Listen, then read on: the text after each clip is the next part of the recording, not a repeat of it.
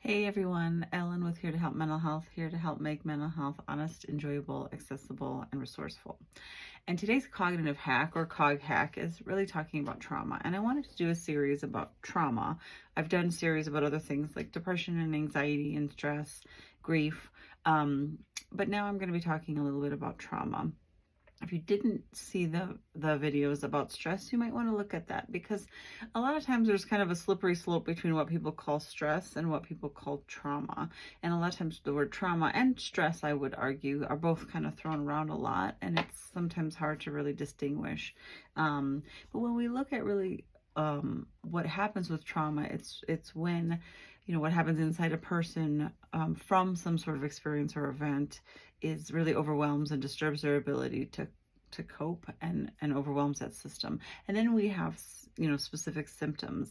And I'm not going to talk about symptoms of PTSD in this video. I'm going to talk about it in another video.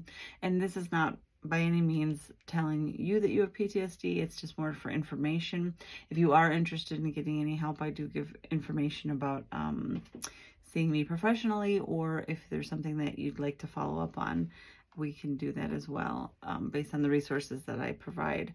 But one of the things about trauma is there's a lot of different consequences that can happen. So someone who's had issues with trauma, something like what I just described, an event or an experience, one of the things that your brain wants to do is it wants to make sense of things, and trauma doesn't make any sense.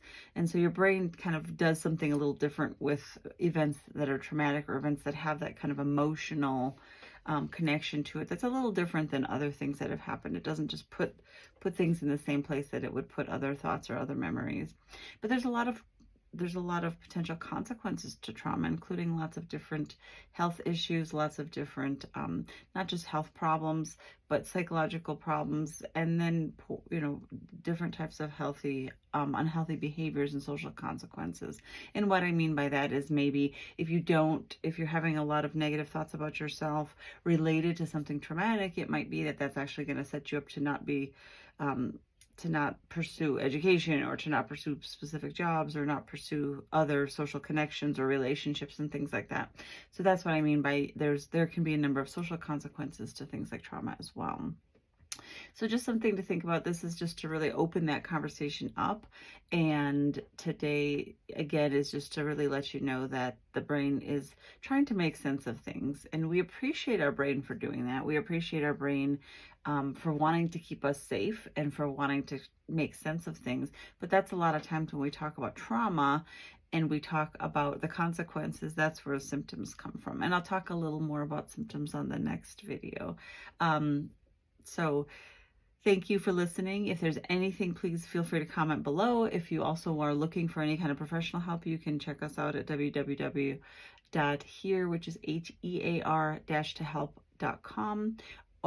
Or if you're looking for any kind of education or consulting, anything, talking to you or your organization about these types of things, www.chocolatebrain.org.